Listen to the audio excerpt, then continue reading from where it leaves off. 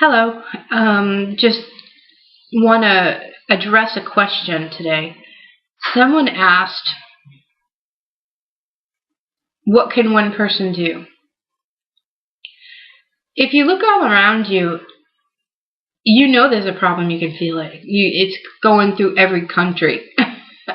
Okay? What can one person do? She said, I know these things and I can see right through these people and I want to stop it, but what can one person do?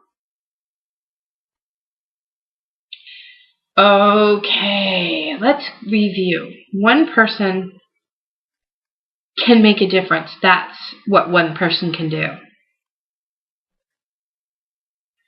But they have to grab hold of the supernatural power over all creation, our Hallowed Father in heaven. What can one person do? What can one person do? Did you see what Jesus did? How does anybody's name end up surviving like 2,000 years promoting our Hallowed Father in heaven? How is that even possible? What about Noah? What about Moses? What can one person do? What about David and Goliath scene? What did David do? Did David do anything? What can one person do? One person, David, did quite a bit. What about Jonah? What about Job? What about King Solomon? What about King David? Did you see what happened to Mandela? He came all the way from jail, destroyed forever. No hope in the future at all, to leading an entire country. What can one person do?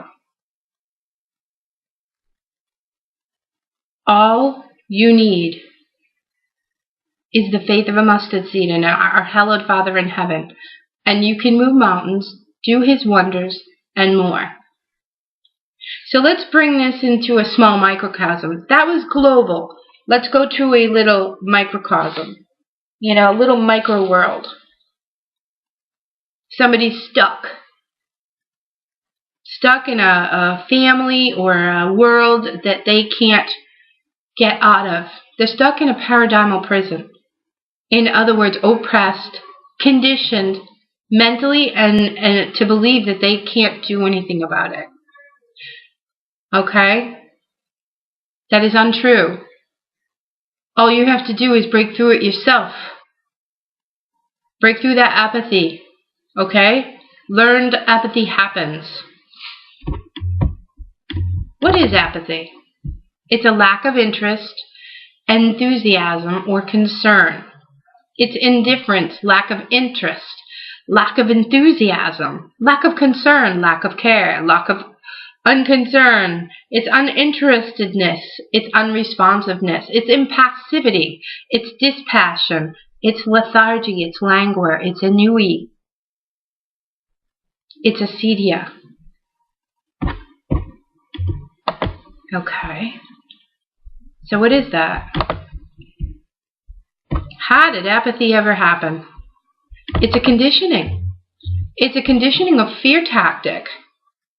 If you have a puppy and you're teaching him never to go into one room, and you make it very painful for him to go into that room, he will never go into that room. Okay? That's what you're having happen to you when you have an attitude with a question of what can one person do? They want to, but they decide not to do it because they say, what can one person do? That is learned apathy. To think that one person is so limited from making a difference. No, that is the deception. Okay? That is the deception, and here's your evidence. I just named all the names just to give you examples and reminders. You already knew. You already had the answers within your heart. I can tell you a story about a girl who was stuck in a family that just stomped on her every day. Couldn't help it. It was either, if they didn't go along with the patriarch of the family by stomping on her, then they would be stomped on. That's how she conditioned everybody.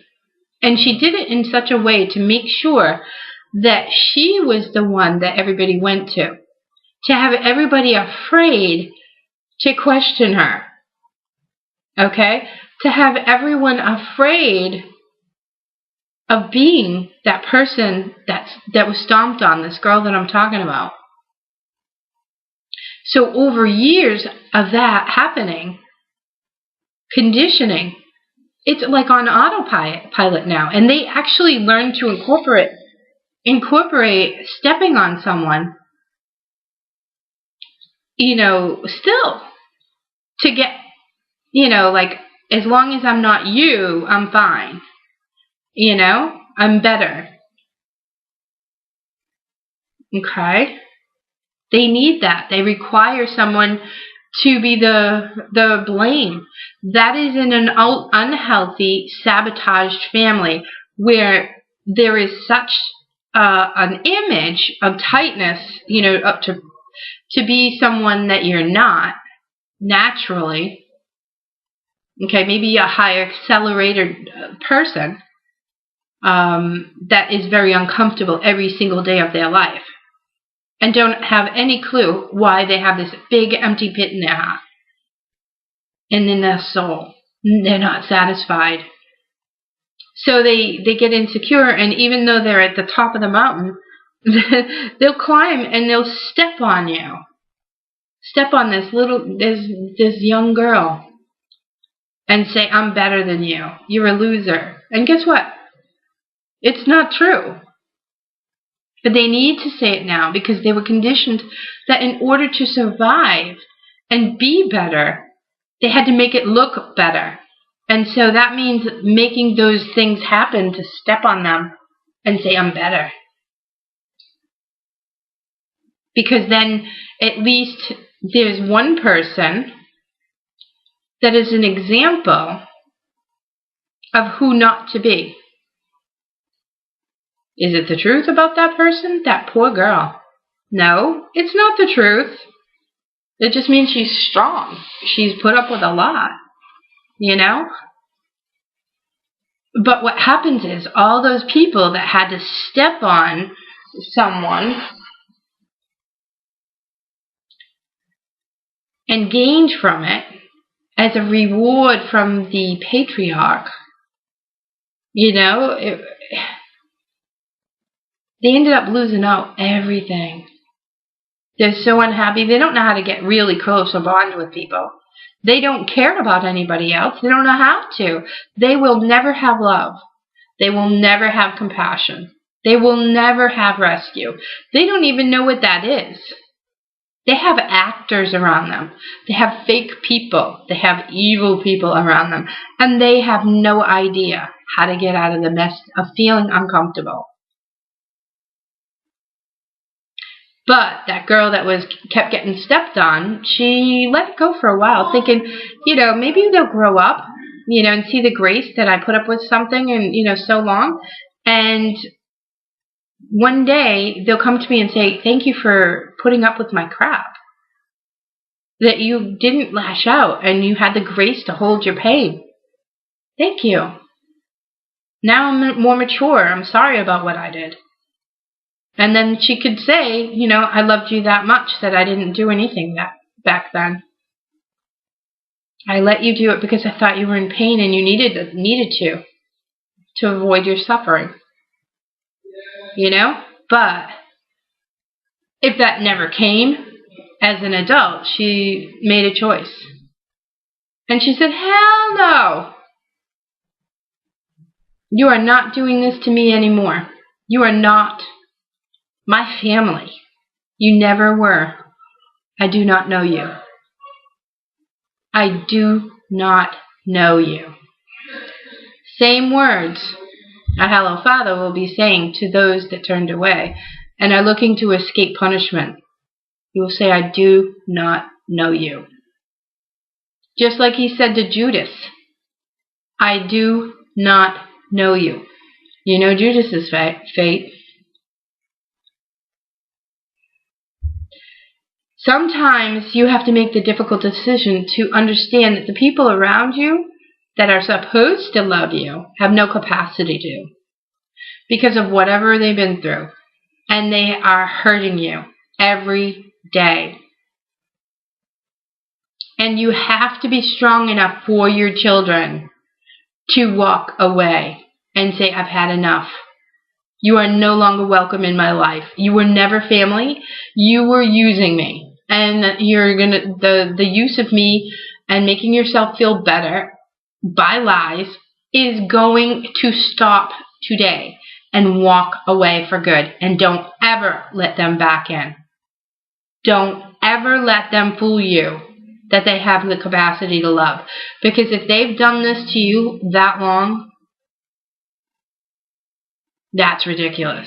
So one person can make a difference. She changed her whole family line. So now that toxic behavior, the emptiness is now fulfilled. And she is able to teach the rest of her family line and let it keep procreating throughout the bloodline. Do you understand that? That's going to send shockwaves throughout all of those that are affected by them. Did you know that, I'm not sure, don't count on it, my number being correct, but I'm pretty sure that they actually recorded that most people affect, like 250,000 people in their lifetime they get to know and affect. That's a huge shockwave. What can one person do when they're stuck and they feel like powerless? One person can make a huge difference just by one choice. One choice to break out of that paradigmal prison. Break free, and you can have the world.